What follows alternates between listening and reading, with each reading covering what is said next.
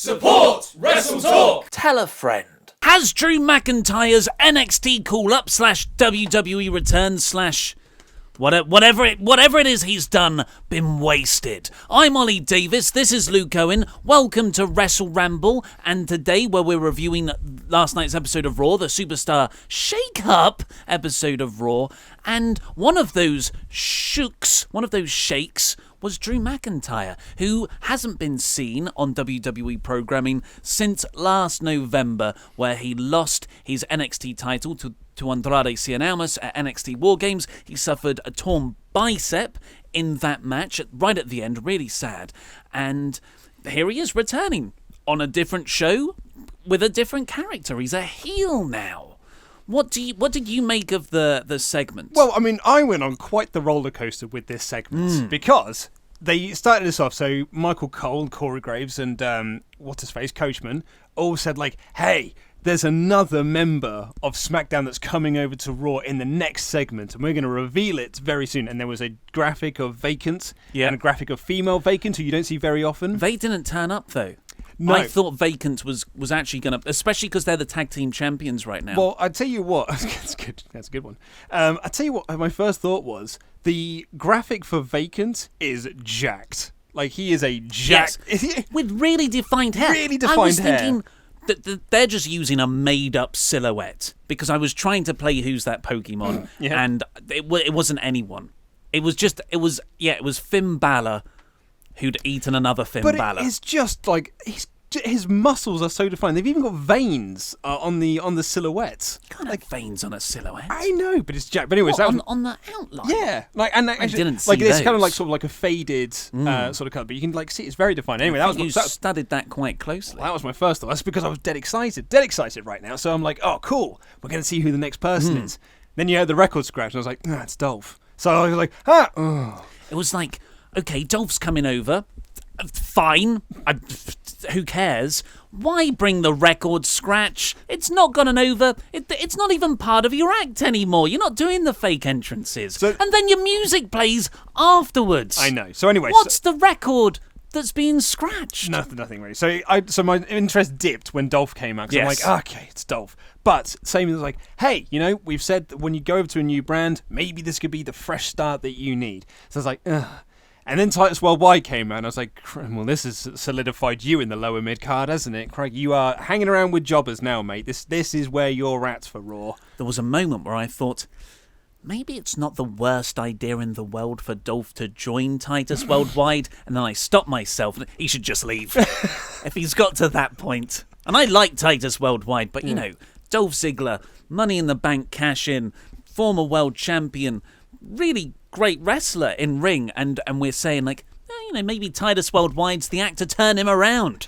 Well, okay, so here's a fun little peek behind the curtain. When I was watching this show, I needed to go to the loo while this segment was started. I was like, I need to pee. Fun peek behind the curtain. I was like, I really need to pee. But you know what? I'll wait until this segment is done. The segment has started. I'll wait until this segment is done, and then I'll go to the loo.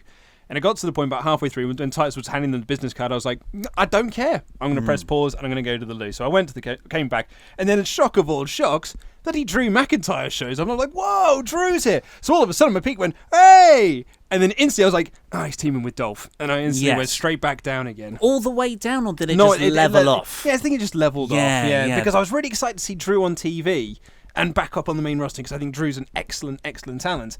But then I was like, oh, mate, you're stuck with Dolph. And I think you might be in a feud with Titus Worldwide, or if this is going to be setting up a feud, which I hope it's not. My prediction is that Titus are going to get drafted tonight.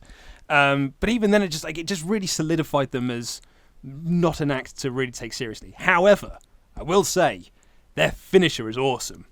The Claymore and Zigzag, that is a wicked finisher. That is really, really cool. Then they played Dolph's music, and I was like, no, I've lost interest again. It's weird how there's similarities there to Bobby Lashley's WWE return the previous week, in that was where Elias was doing his usual shtick. Bobby Lashley came out, big pop. Bobby Lashley squashes Elias. Great! Like, Bobby Lashley's back. But really, like, where's the meat there? Where's the substance? And Elias, as great as he is, and we love him, we adore him here, isn't a top-tier guy. So when Drew McIntyre turns up, you're like, yes, this is awesome. Drew's here. I forgot he was, even a possibility. Absolutely. I didn't think he was going to be back for ages. Yeah. And if he was coming back, I thought he'd be in NXT. This is great. But it's either, okay, they're going to feud with Titus Worldwide, bad, or they've just used Titus Worldwide as this for an angle to introduce them, and then they never have anything to do with them again, which is just like, well, that's not any more good. Like, it doesn't add anything. No. If they were to enter a storyline, I know that's hard because you don't really want to show your hand on the Superstar Shake-Up Week. Setting up a program here might reveal who's not getting drafted, but it's not like they haven't done that with Samoa Joe and Roman Reigns, exactly. Unless they both get drafted. So it's like, why should it be any difference to Drew? Because Drew's a guy who you really can turn into a legitimate main eventer. Far more than Baron Corbin. Should we talk about that as well? Baron Corbin got his own little video package, and it's like, I'm Baron Corbin, and I'm coming for you. And in the Wrestling Observer newsletter last week, Dave Meltzer wrote that Vince is still insanely high on Baron Corbin. That's the guy he sees potential in. Drew McIntyre is younger. Is he taller? I'd say so. His body's... I'm going to get it again. His body's incredible. Mm-hmm. I'm pretty certain, I don't have definitive proof, but I think Drew McIntyre is 8 foot tall. Yes, yeah. He's a giant of a man. He was carved out of a tree. He wasn't born or conceived. He is literally Groot. And I've got my T-shirt on today. I haven't worn this for a while, but I thought, 'tis the MCU season. Podcast listeners, I'm wearing an I Am Groot T-shirt. No. But Drew McIntyre is...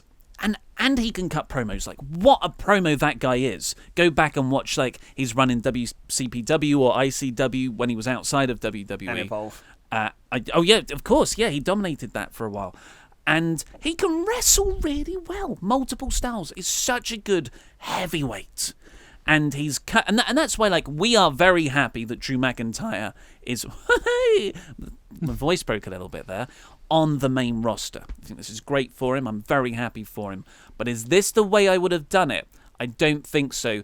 I said to you outside, I'm going to repeat a joke. I was going to say, I was hoping you were going to repeat the joke, because it is top quality material. I'm going to murder it now, because it's not instantaneous and off the cuff. But usually when people get called up from NXT, they feud with Dolph Ziggler, and it's kind of like okay, here's your ease into the main roster. But it never usually catches fire. It always flattens people out. And I was thinking, is there anything worse than having your first feud with Dolph Ziggler? Probably teaming with Dolph Ziggler. Being a tag team with Dolph Ziggler. Do you know what? If it were me, and I was in charge of all of this shenanigans, and I was like, hey, how would you have brought Drew McIntyre up into this spot? I'd have put him in Bobby Roode's position.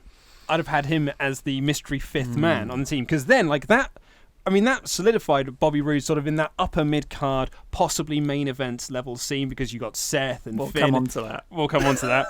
You got Seth and Finn and Braun in there at the very least, and Kevin Owens and Sami Zayn, and your comedy jobbers in the Miztourage. But it actually, that solidified Bobby in a much better, stronger position than teaming with Dolph did. And it would have been a bigger surprise, because everyone would have been expecting a SmackDown star. And actually, holy hell, it's Drew McIntyre. Not only that, but he'd come out as a bloody babyface, which he was in NXT. I don't really think we need Drew as a heel right now, and that's just, I thought he'd been better suited in that role rather than here with Dolph, where maybe this is what Dolph needs to kind of reignite something in him, because he's been flat for the last 18 months or so.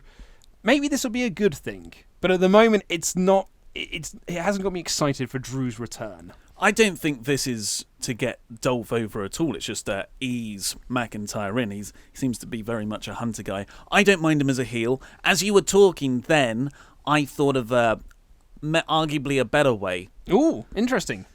Jinder. I was about to say the Jinder role. Yeah. Well, not the Jinder, the Jeff role. The Jeff role. So Jinder was the first acquisition of Raw, and Kurt Angle sort of immediately books him into a US title defense, and Jeff Hardy answers. I saw someone comment on Reddit, can't remember who, that so in kayfabe terms, Jeff Hardy was the fastest to gorilla. Because it was the first person who can come out here and fight me. Jeff, I'm already there, mate. Boom, hit my music. So what a merit-based, from the land of opportunity in SmackDown, it's the land of proximity in Raw. But like, switch that out with Drew McIntyre, and then I would not mind a 3MB future feud of Jinder versus Drew and their new incarnations. Well, I was going to say, Heath just looks at them confused, like, all three. Why aren't I muscly? All three are now. Like, we had the Shield reunion last year.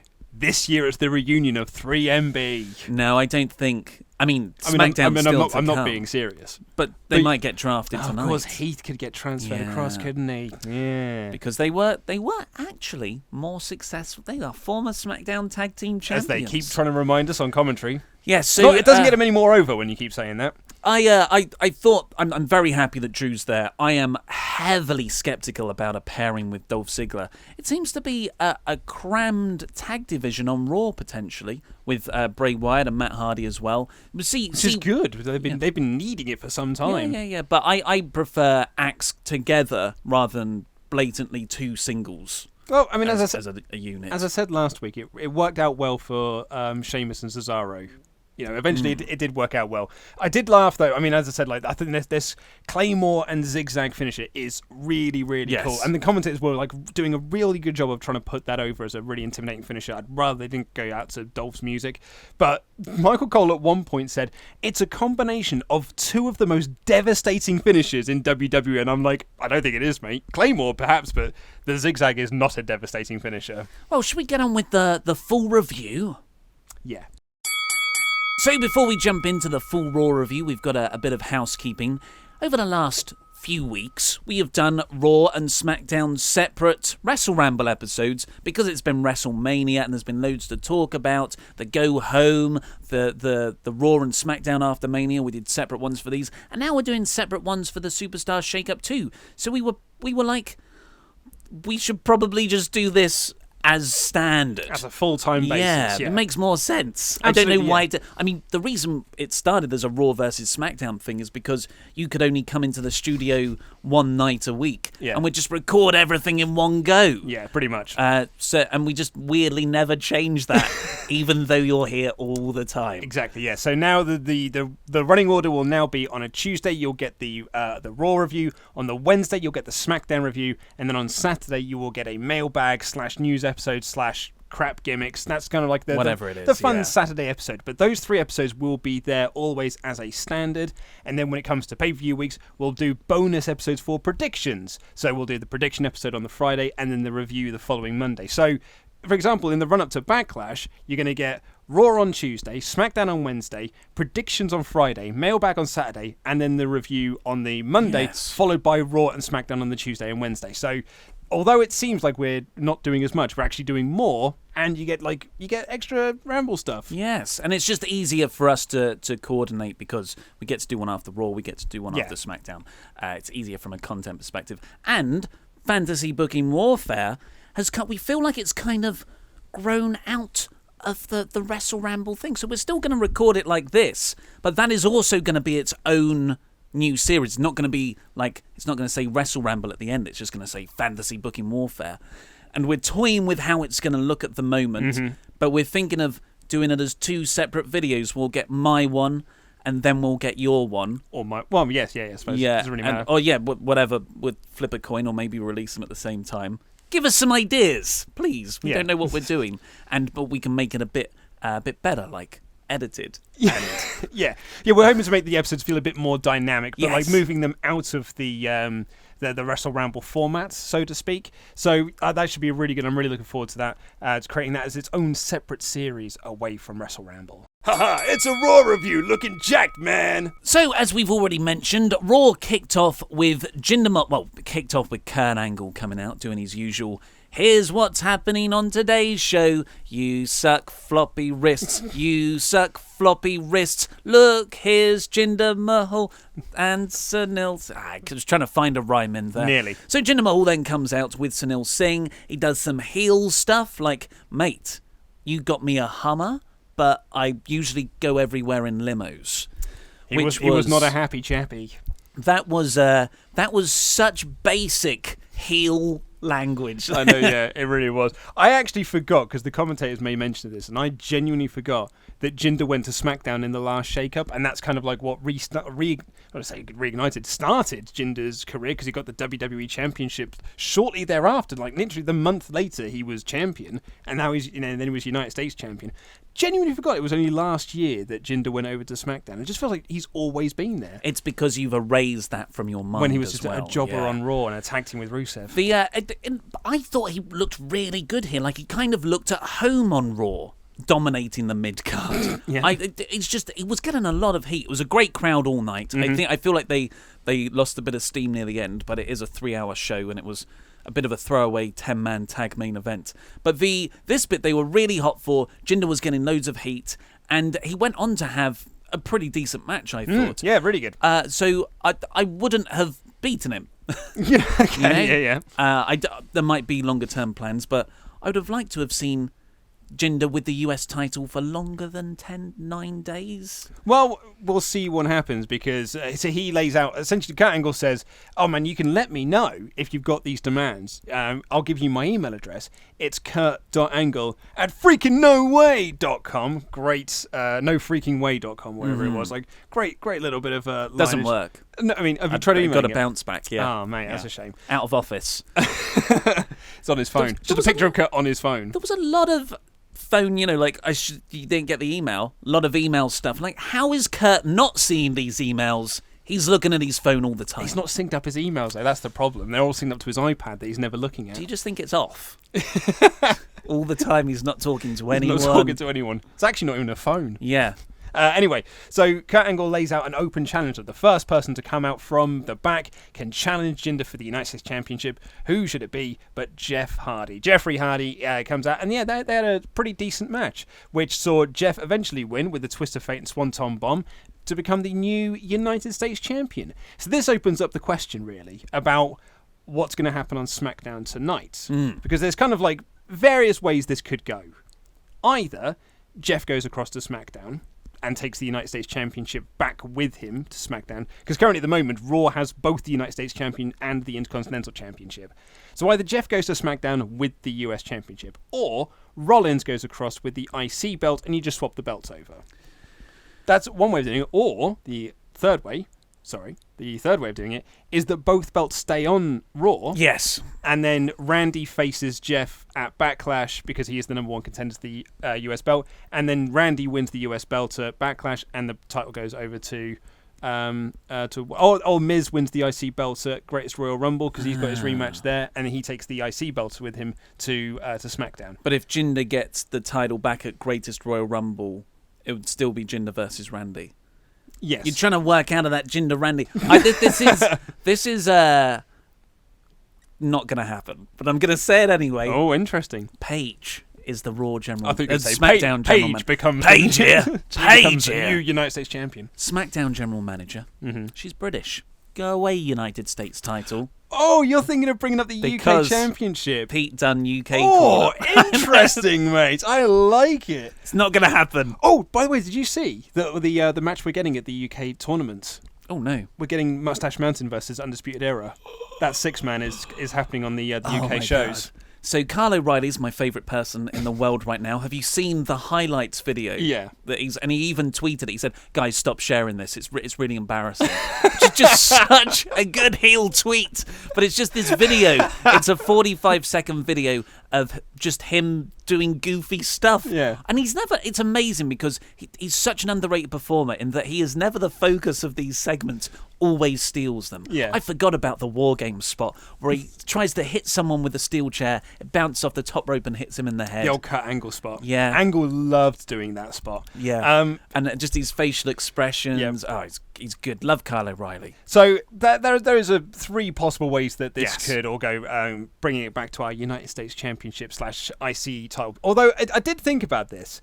If Seth doesn't debut on Raw tonight, on SmackDown tonight, sorry, I do apologise. If Seth doesn't go to SmackDown, Paige and Shayna are idiots. Absolute idiots. Because that means that they traded Jinder, their champion, to Raw without getting anything in return. Yes. Unless, of course, they bring up the UK Championship. Or they don't like Jinder. But even so, he's your champion. Like, you have the United States Championship. They're just props, mate. Well, props. we shouldn't be treating them as props. We should be treating them as legit championships. But yeah, if it isn't Seth, or if it's Jeff, then that's just a very lucky coincidence that Jeff won. But if it isn't Seth, then they're absolute morons for trading him across when he's champion. Yeah, we'll see. But Jinder was backstage afterwards. He demanded that rematch at Greatest Royal Rumble, which I'm just going to call Grrr from now on. Yeah, Grrr. Grrr. Grrr. Hashtag Grrr. It's in all the tweets. Sort of non-canon show, which Rusev is back on now. And then No Way Jose parties out. Well, No Way Jose parted out halfway through this promo, but Jinder kept talking about this promo, and it's almost like are we pretending this music's not happening? Yeah. Like, I thought No Way was coming out for a match. Nope, he's just backstage partying. And I don't know what you think when you party. Like, do you think I'm going to go and just conga line round a building? Or do you go, I'm going to go to like a static positioned place and order some beverages and we'll, get crunk with the lads and the hose and maybe dance there. You don't. What sort of party is this? I thought the oddest thing about this segment was at the end, Michael Cole said, maybe No Way just hears the music. I'm like, but I heard the music. Oh no. So it's Ultimate Warrior Hulk Hogan. Exactly. Like, does Michael Cole not hear the music? What's happening now? Am I crazy or is he crazy? I think we can...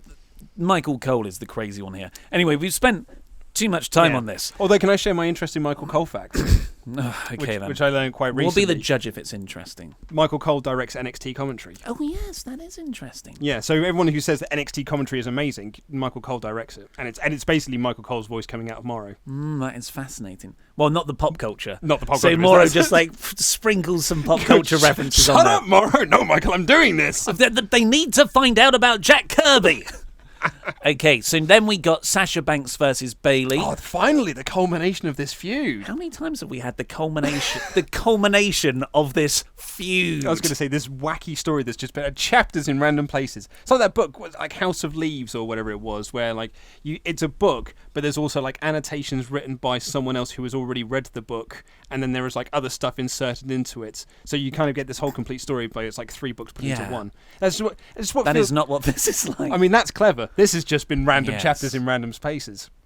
It's still happening, this feud. And like they're not even having the style of match that the out of order feud is dictating. Like nothing is working here. There was one spot in this match that worked, and that's when they were doing the hockey punches. Yeah, that was good. And that actually, because the crowd were not into this at all, but they really woke up during that hockey punch fight, which I thought was a really, really wicked spot. The other thing to know is, I think Michael Cole is trying to name Sasha's double knees move because he referred to it twice as Meteora. Okay, that's a pizza from Domino's. Or a Linkin Park album, I think. Can't it just be like, boss time? You love that when he does that. Well, I mean, I'm hoping Sasha gets drafted just so we can stop Michael Cole from saying it's boss time, because Phillips won't. Well, I've heard Corey Graves has been drafted to SmackDown. And he's also been drafted to Raw. Did you hear my prediction yesterday for that? I think that Corey is going to be staying on Raw alone, well, as a permanent basis, and they're going to draft up Nigel McGuinness to be the. So he's the just had man. A kid. So I don't know if that's. Well, so's Miz. Yeah. Oh well, we'll see. I love Corey Graves at the moment. He's been on fire the last 2 months. I want as much of him as possible. But this one. What do you think of Bayley's bib? Well, I mean, it's a bib. It's a bib. I preferred the jacket, I guess. She came out like that with this weird thing. I was like, what is she wearing? And then the first move she does, she slips off the turnbuckle. Yeah. It's not your night. Not your night. But no, this match ended in a no contest because the Riot Squad, all 3 members of the Riot Squad ran in and knocked them both out. I'm thinking both of them get drafted tonight to SmackDown so we can just continue this feud on the blue brand rather than the red one. Right. Yeah, it could happen. I, for a moment, thought it was Absolution. I just assumed it was Absolution. Yep. I mean, Paige was back wrestling again. Could very well be. I do like Sarah Logan's pop-up headbutt, though. I think that's quite a nice little spot. Didn't talk about Drew's headbutt on Apollo. Drew's got a wicked headbutt. It's so good. Back to Apollo Crews as well. So Full name. I guess that was short-lived. The surname was drafted back. It's called up from developmental.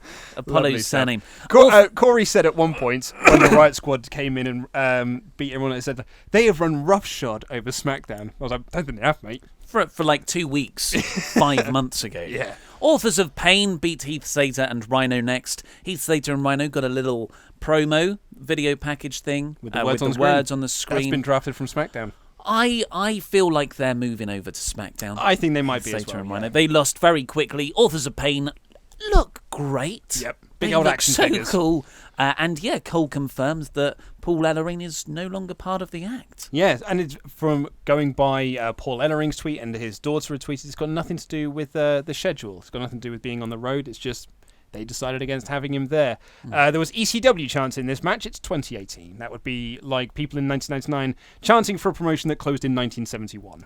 Yeah, but everyone loves ECW, man. And Rhino used to wrestle for ECW. He did. He was the last ECW champion. Then we got Miz TV. He'd been promoting... Proper ECW, I should say. People will try and correct me. Miz said that he's got a huge announcement that's going to shake the foundations of WWE. I was genuinely intrigued, and I didn't see this coming. Kevin Owens and Sami Zayn. Yep. The reason I didn't see it coming is because it's lazy. Yep. We wondered how they were going to get both of them onto either brand. How were they? Miz Miz said they're there, and then it turns out Stephanie had sent Kurt an email, but Kurt, and apparently, according to what they said, the email was sent minutes before they came out. So this was all very much last minute. It's a good job they were there, really. These two people that aren't currently hired by the company were there for that email to arrive. For you. It's full of logic holes. Yeah. But this was good. Well, when Sami Zayn and Kevin Owens came out and they all hugged the Miz Taraj, they were jumping up and down. I loved everything about this. And actually, for a while, when Miz was cutting his promo and Kevin Owens was cutting, and Sami Zayn, I thought, are they forming a faction? Yeah, I wouldn't have minded I wouldn't have minded either. It generally felt like they were forming this 5-man faction here because they said they're bigger than the NWO, they're bigger than the Avengers. I was like, yeah, this will be a cool little 5-man unit. But then Kurt Angle comes out looking a bit perplexed, and he announces that Miz is going to SmackDown because Daniel Bryan still has a little bit of pull from his old general manager days, and he wants the Miz over there so he can #punch him in the face. Yeah, that's good. That was a nice bit of heel comeuppance to Miz, and it's Miz alone, not Curtis Axel and Bo Dallas. We've got to give props to Sami Zayn here for his extravagant reading out of the email. It was so funny. Because even though it was only sent minutes before, he still found time to get to the arena, even though he wasn't employed, and print off the email. And he brought it out, and he took it out, and he cleared his throat, which I need to do. Put his glasses on, and he read it out. It was so good. A wonderful bit of like dick heel acting. Yes. So it was really funny. Then Kurt books a 10-man main event of all the heels in the ring against Rollins, Lashley, Balor, Strowman, and the debuting new star. Absolutely. Ooh. And debuting could just mean their first time on the brand. Yes. Pretty much. Then we got Woken Matt Hardy and Bray Wyatt beating the Revival. Poor the Revival. Yeah, well, I think the Revival are going across as well. Yeah, that would be a great move. And before this, Bray and Matt, so they're trying to mesh their act together. Aren't they just? Which is not, like, I appreciate it, but I'm not enjoying it. Because they start off backstage and Bray does the wonderful line and Matt goes, "We're here," which is Bray's line, and then they come out with Matt's entrance music, then it turns into Bray's entrance with the music and the lights off, and then it turns back into Matt's music. It's like WWE 2006 all over again, when they didn't have a tag team division because DX just killed everyone, and so they were like, oh well, we've got to just start putting people together. So they put Edge and Randy Orton together, but then try to mesh their theme tunes together as well. So it's where you just start one of them, then stop it so you can play the other one, and then stop that so you can play the other one, and it just sounds absolutely awful. And a bit of matching gear would help. They don't have to be the same colour because they're really putting over this Matt is in white and Bray is in black. That's grand. But they're not in gear that looks the same. It's just, and Bray's done absolutely nothing different with his character. This, apart from clapping, I suppose. He imitates a few Matt bits, but yeah, it's nothing substantial. And, man, I mean, the new finisher that they've got, because they're still trying to work on the finisher as well. I'm glad they've changed it. This one's not much better, though. It's a lot better. What are you talking about? What was it? I've missed it. They do the... Matt gets him into the Twist of Fate, and then the legs go onto Bray's shoulders, and then Bray just sort of pushes them down. Like, it is better than the Sister Abigail, big air quotes for podcast listeners, into the Twist of Fate, but it's not much better. What I'm not getting still needs here, work. What I'm not getting here is that Matt won the feud and Bray has become woken. Has he? Well, I mean, that's what I was getting from it. And, Bray's doing all the wonderful and he's the one helping out Matt. So why don't you just go full on with that concept and put everything under the Woken Universe banner? And now Bray gets his own, Brother Wyatt name and dresses a bit more like it. They come out to Matt's music. I think it should be the balance should be a lot more on Matt's side presentation-wise Film than some Bray's. skits, and you can film some skits at the Hardy compound. Yes. Rather than doing their backstage segments in whatever nonsense they currently work in. But just film, do these promos at the Hardy compound, make it feel like Bray is actually part of this family, part of this universe. Because at the moment, they're so two separate entities. Bray could babysit the kids when they go out. Yeah, wonderful. Lovely stuff. Just having dinner with them all around. Yeah. And there could be funny bits where Bray moves into Jeff's room and Jeff's like, what you doing to my room? What about my dog? Yeah.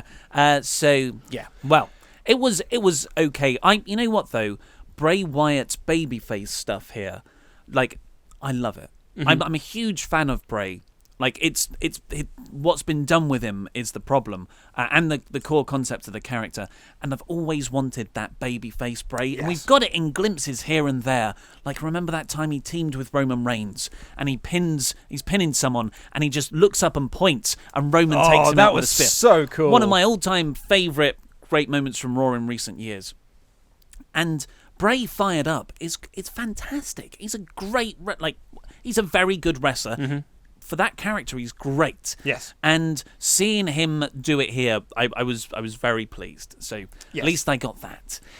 Then we got... oh, man, we need to talk about this. Backlash. Well, I say Backlash. Oh, no. Well, we've got the Breezango into the bar next. Oh, okay. So backstage, Breezango with the next Raw acquisitions. They gave the bar some... Yes. Oh, what's that t-shirt? Well, I'll be done. And they gave the bar fashion tickets, and the bar got really annoyed. Disproportionately annoyed about it, which was fun. But yes, okay, now let's talk about this. So we should have opened with this. We should have opened with this, because WWE pay-per-views moving forward are going to be co-branded. So, Ollie, how are you going to announce that these pay-per-views are going to be co-branded? Because this is quite a big thing. We made such a big deal out of it's more pay-per-view than ever last year when you were getting all these pay-per-views, but now we're actually taking away pay-per-views from you, but they are going to be they're going to be co-branded. That's exciting. You're going to see all the stars you want. There must be a really creative way that we can do this. What's your idea? The best I can come up with is someone just smearing feces on a wall, announcing that. It's good. It's good, but I'm pretty sure maybe we can think of something worse. Yes? What have you got? Well, I mean, I was thinking about maybe having a rap song, which is like a really generic rap song that no one will ever listen to ever, and then we'll get stars from both Raw and SmackDown miming over the top of it. Some stars where it might slightly kill their character to do so. Yes, if they're heels and then they're... Yes, I really like this. Great Let's idea. do that. Yeah. And it was kind of... Yes, this is what they did. I don't know the name of the song. No one will be singing it next month. I mean, I'm quite... The next punishment should be us covering this. So it's there's a voiceover booth and a few WWE superstars, because they are definitely not wrestlers here, are singing some bits, and the New Day are being funny. Carmella's there. Matt Hardy has a bit, I think. I watched it twice. Nakamura was there. Yeah. What was up with Dolph's hair? Yes, that was just come out the shower. Dolph's hair was massive. It was bigger than Corey Graves' hair. And that there are also clips of people doing fun, wacky dances, because we're not threatening combat athlete sports entertainers. We're just here to have fun. We're entertainers. I hate it. I was not a fan of this. I thought it made everyone look really lame. I thought Yes. it would just made the whole product seem exceptionally lame. And AJ Styles at the start, he's like, poor old AJ. this is going to be phenomenal. Oh no, AJ! It is super lame. And I don't know if you've seen it, but What Culture Wrestling have recently done like a Why What Culture's Great video. And it's a play on the old Attitude Era one where they're walking around the office and people are hitting each other with chairs and stuff. Yeah. We're all about family entertainment. Yeah, and that was a great advert. And I thought, like, you know, why don't they do that anymore? Because that is cool and it's funny. This was lame, and I would be embarrassed to show an adult friend of mine. It's one of those moments where I was like, "Oh, I'm so glad that my wife is asleep and she's not in the living room with me while this is on, because it's embarrassingly bad." You know what though? I kind of loved it. I kind of loved it too. I'm glad you said it. I'm glad you said it. It's so rubbish. Yeah, I want to watch it again. I'm jealous you've seen it twice. Yeah, I had to watch it twice because they did a joke about it, and I was like, "What is this song called?" And then I called it the announcement. So where is it? Here it is. So I've called the song Raw and SmackDown Combine Forces to Bring You the Best of Both Brands. That's the name of the track. Excellent. Get it in record stores now. Oh, man. Yeah, I'm actually now fully behind this. I think they should do all match video packages in the same manner. Yeah. So, like, imagine how much better Roman Reigns versus Brock Lesnar would be if they were doing some kind of country western could you ballad imagine together. One of my favourite build packages of all time that you and I are going to get to talk about because it's our next Patreon podcast, WrestleMania X7, the video package before Rock and Austin in that main event to Limp Bizkit's My Way. That video package would have been so much better if you had Austin in the booth going like, "Hey man, play that track, it's gonna be badass," and then mouthing the words, doing little funky dances to it while The Rock does his little sticks, interspersed with other people dancing. It would have made the feud so much better. A little bit where they get tired. Pass me some water. So I forgot about that where bit. So Carmella's dancing and she gets tired. Doesn't Carmella have a background as a professional dancer? So Dancers get tired, man. It happens. Yeah. And you don't know how long she was dancing for. I don't think she was tired. I think that was a planned skit. Oh, do you? Yeah, okay, right. Which is fine, you know, like that's a good gag to have. I would probably write that gag into something that I was forced to make like that. Yep. But it wasn't well executed. I thought that whole I wouldn't have done it like that. I just like all of it is just not good. No. It's just lame. It's like my mum made it. It's like,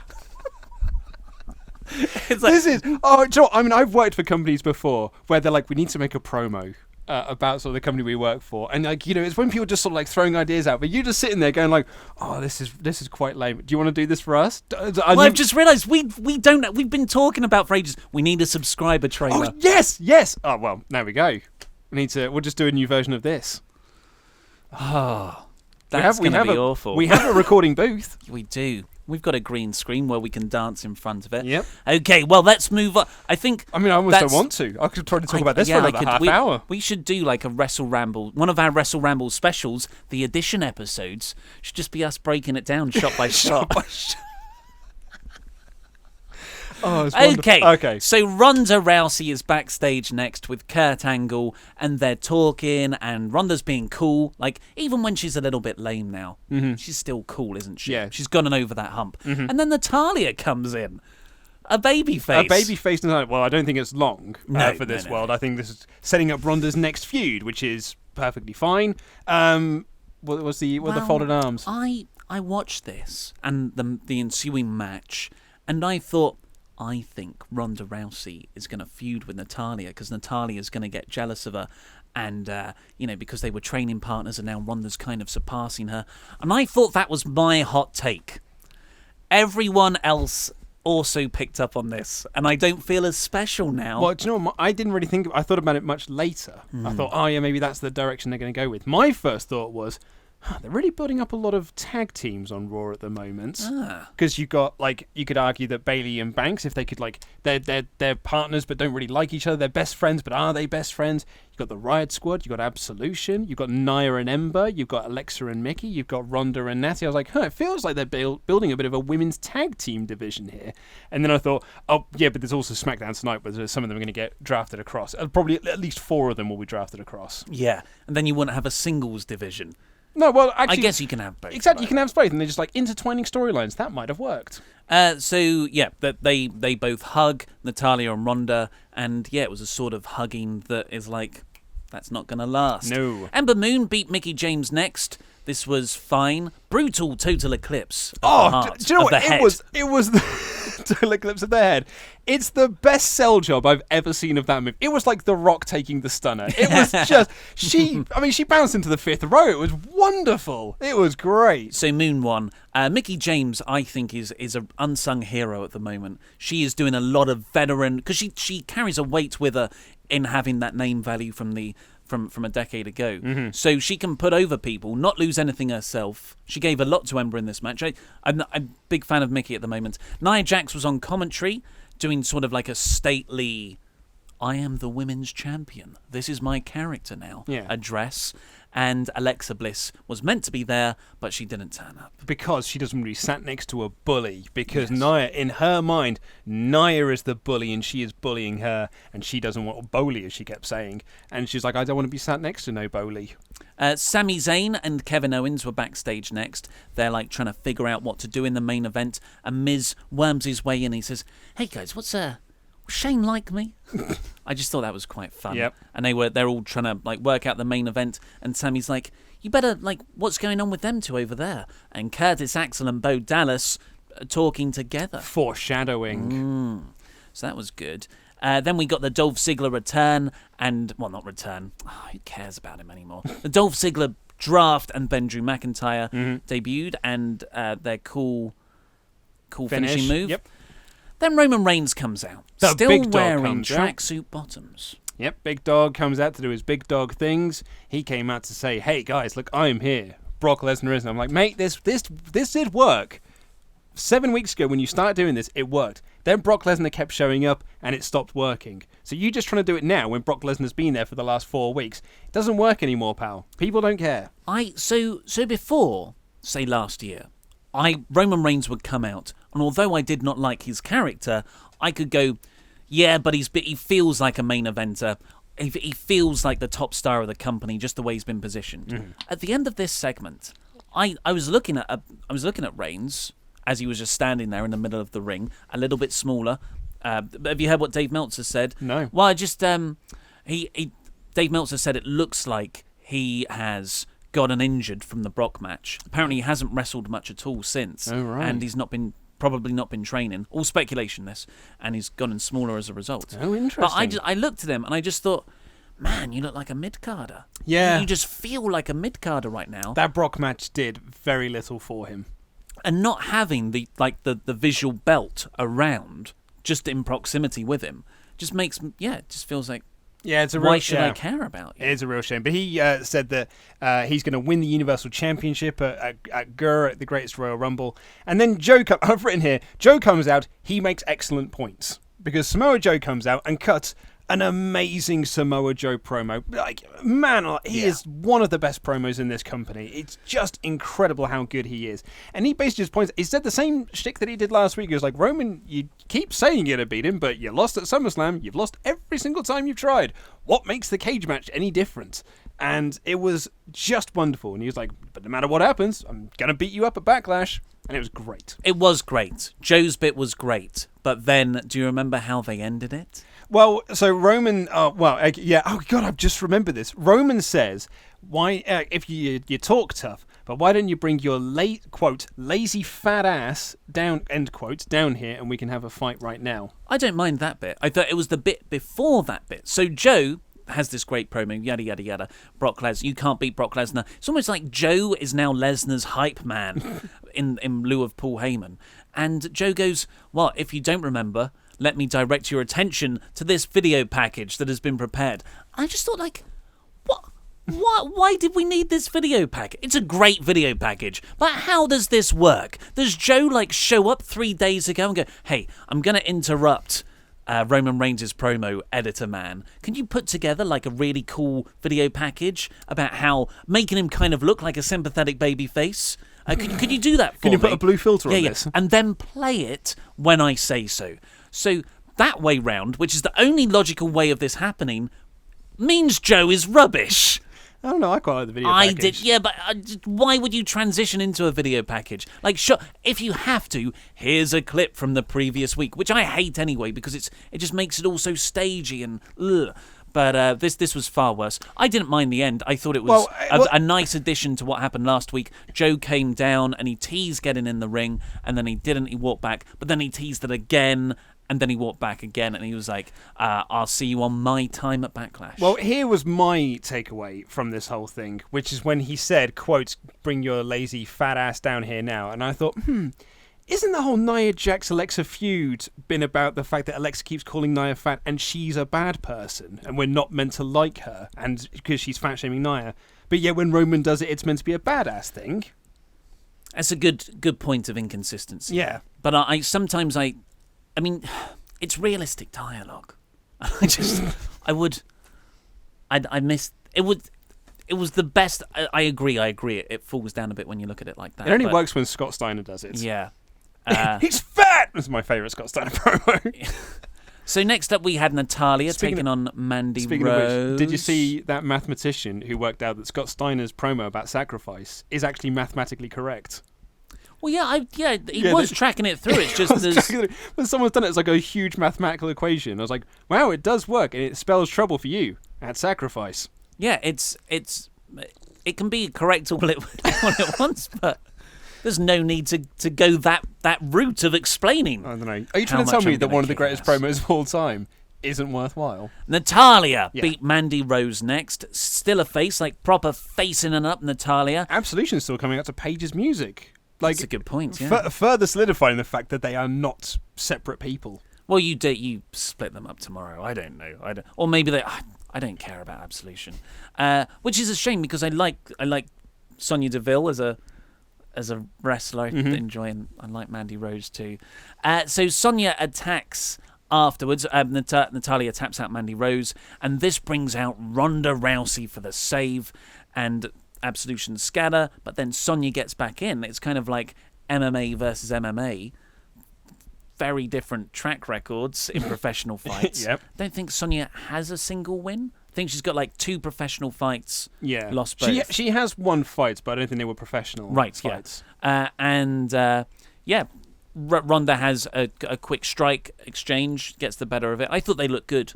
Yeah, and then she just takes out Sonya. It was awesome. With an STO. Yeah, that was pretty wicked. I really like this. Yeah, I feel like they might be splitting up Absolution, possibly Mandy Rose going across to SmackDown soon. Or it could be something about, or both could go across. I mean, you don't need them and Riot Squad on the same show. Oh, no. But my favourite bit here was when Ronda opened the ropes to let Natalya out, and Natalya had this slight hesitation and just looked at her. And in that moment it was all like, what the hell? I trained you. Yeah. But then she's like, okay, I'm going to get out, and she gets out. They kind of both went to let each other out. That was really good. Then a video package saying Baron Corbin is coming to Raw. It's going to be the end of days for Raw.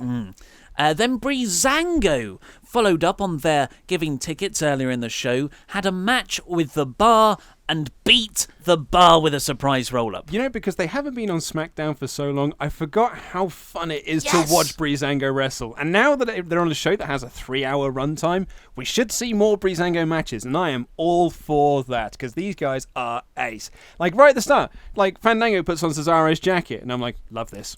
Absolutely love this. And then they've done this before, but I absolutely love it. When they go to do the sunset flip, and Dango just spends ages going whoa, whoa, whoa, and then transitions into dancing. It's better when he transitions to dance and then throws tickets at them. Yes. But it was I loved everything about this. I thought they looked good as well. Yeah. And I would be excited to see The Bar versus Breezango. So, of course, Bray Wyatt and Matt Hardy's win sets up them versus The Bar at Greatest Royal Rumble. Mm-hmm. So maybe this is setting up Breezango for a match at Backlash. Maybe, yeah. We'll see. But I really hope so, because I love Breezango and I love comedy wrestling, and it's been sorely missed since Santino on WWE. Yeah, I like this. Elias backstage next. He called Renee Young Rachel. He's still in the old Chris Jericho gimmick where you don't know what anyone's name is. Todd Phillips.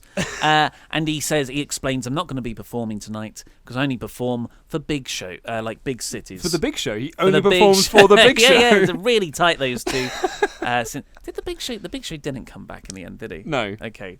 Well, he might be drafted to SmackDown tomorrow. Oh, joy. And he runs down Bobby Lashley a bit, which could just be to wrap up last week with a bow, or maybe that'll be a feud for a bit. Mm-hmm. And then he tries to play for Renee, but Renee's like, no, we haven't got time for this, shut up. See, back to you in the studio. I felt that this was going to try and start something where Elias was going to be flirting with Renee, being like, hey, I'm going to play you a little song. I know you really want to hear this. So in Elias's head, he thinks that Renee is really into him and really into his music, because that then sets up the Dean Ambrose return of like, hey, man, stop hitting on my woman, quote unquote, and then start a little program between those two. Yeah. Could be a way. I would like Elias to face No Way Jose in like a song, a serious musician a conga on a pole someone match. He wants to. I don't like No Way Jose. I thought I did, but then just seeing him, it's just stupid. Well, as I said, he's been main carded. Then the main event was Kevin Owens, Sami Zayn, Miz and his Miztourage losing to Seth Rollins, Finn Bluer, which again. Could be a tease for SmackDown. I didn't think about that. It's not. Braun Strowman, Bobby Lashley, and Vacant. Vacant turned out to be another Bobby Roode. Yeah. So no Gil Anderson on the show. I think Gil Anderson and Balor are going across. Yeah, to I hope so. That would be great, considering that. Like, I was just all night. I was thinking to myself, no Daniel Bryan, because that means he's still on SmackDown. So no real big trades at all. No, well, it was just Bobby Roode was the last one. It was just all of SmackDown's mid cards, like literally just the entire mid card, with the exception of Rusev. And I've written a couple others down, but also drafted. They announced after the show on WWE.com and WWE's Twitter that also drafted from SmackDown to Raw Mojo Rawley, Zack Ryder, Chad Gable on his own, so they've split up the team of him and Shelton Benjamin, Mike Kanellis, The Ascension. I think that might be it.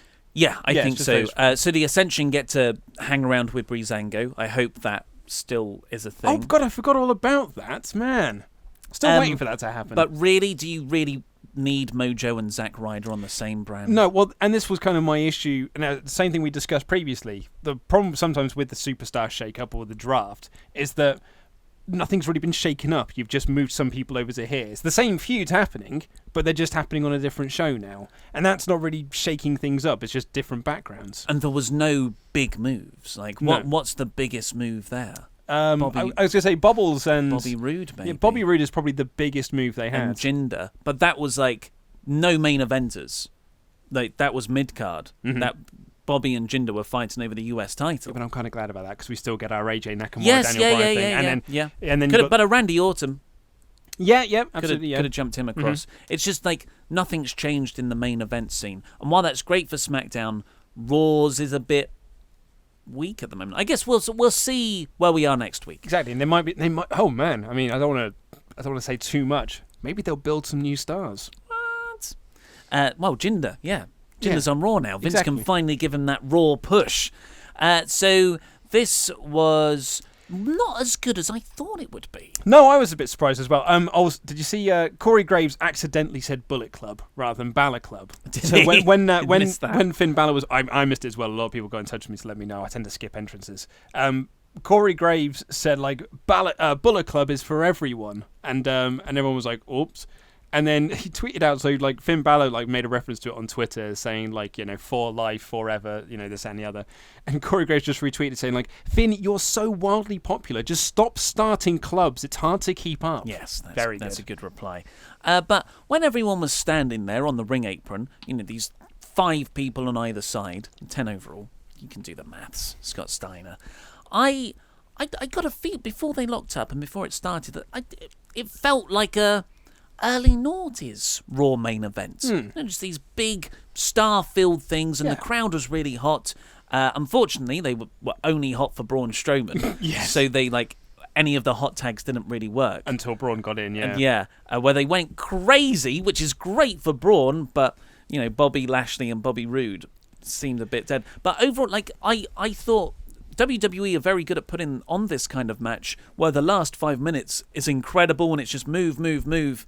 But I never felt this came even close to that gear. Yeah, no, it was a real shame as well. And there was a moment during this when Miz was beating up someone in the corner, and then he turns around to... I think he was beating up Finn, or he might have been beating up someone, and he turns around to Finn, and he does Finn's pose. The thing Finn goes, "Whoa!" And he's to show off his defined muscles that he's got.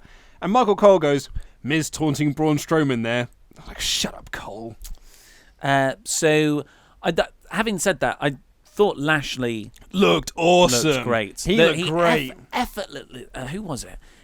Sami Zayn. So he did a delayed suplex on Sami, then he just effortlessly picks up Miz, overhead press, throws him outside. Didn't even break a sweat. But what impressed me even more, Bobby Lashley is enormous. He was standing next to Braun Strowman. Braun Strowman is enormouser. Yeah. Oh, yeah. Wow. It was. I mean, I thought Bobby Lashley did really, really great in this match. I thought he really did. Although he's got a new nickname now. As Michael Cole kept calling him Dominator Bobby Lashley.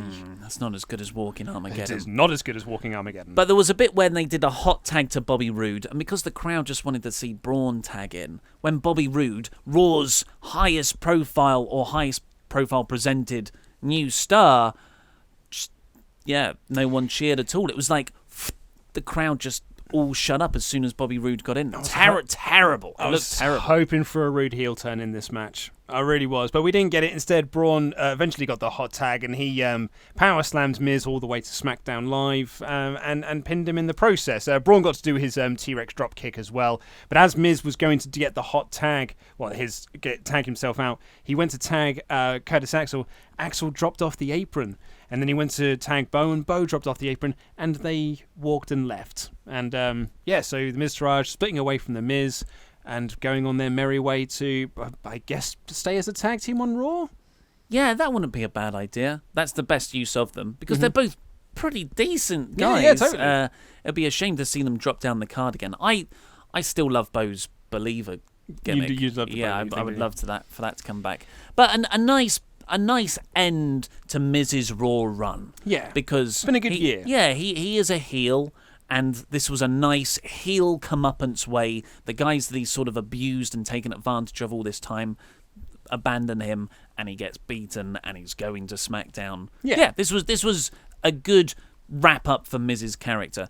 Man, just aced it on SmackDown, aced it on Raw, and now he's going to have a Daniel Bryan nemesis. Just Miz is great. Yeah. Hot take. Do you want to hear my other predictions for who's going to be drafted? Okay. So, I haven't done this, so... I know you haven't. But I think we're going to see, obviously, Miz, Jeffrey Hardy, and Finn Balor. I think we're going to see Colin Cassidy make a debut on SmackDown. Big Cass. Revival Galanderson. And I've written Titus Worldwide, but I think it might actually be Heath Slater and Rhino as your tag team trades. Because you want to carry on that Drew McIntyre feud. Well, that's money. Yeah. And the other ones you've got in there for the women, Sasha, Bayley, and Sonya Deville or Absolution as a duo. Because then that kind of stacks up the female roster of Charlotte, Becky, Sasha, Bayley, Carmella, Sonya, Iconics, and Naomi. So that's quite a strong division. The tag team division becomes Revival, Galanderson, New Day, Usos, Heath Slater and Rhino, Bludgeon Brothers, and the Colognes, if one of them can actually get physically well again.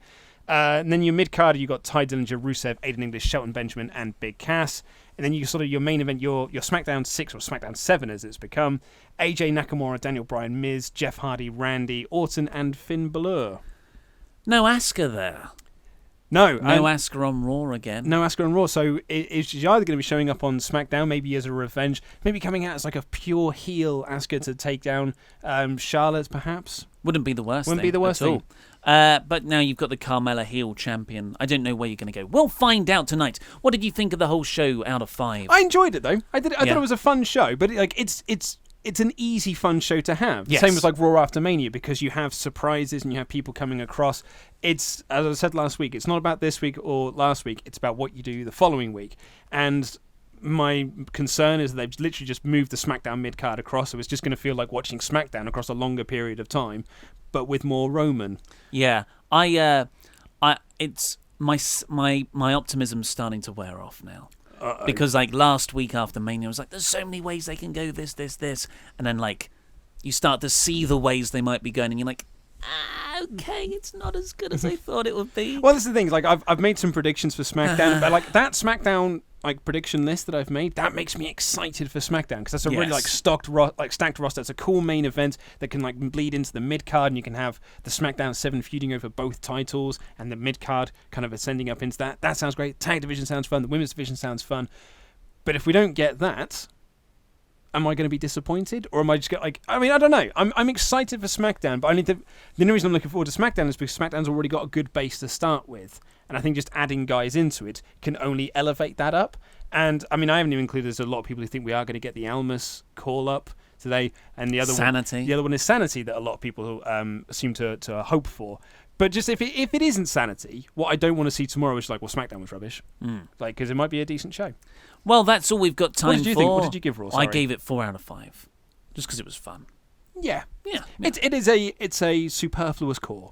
That's all we've got time for today. Click the videos that have just appeared on our laps to catch up with the latest WrestleRamble episodes, or, that you might have missed. I don't know. I'm trying to revamp the end cards. Other stuff that's here. Oh, A subscribe button here. I've been Ollie Davis. This has been Luke Owen. That was Rambling.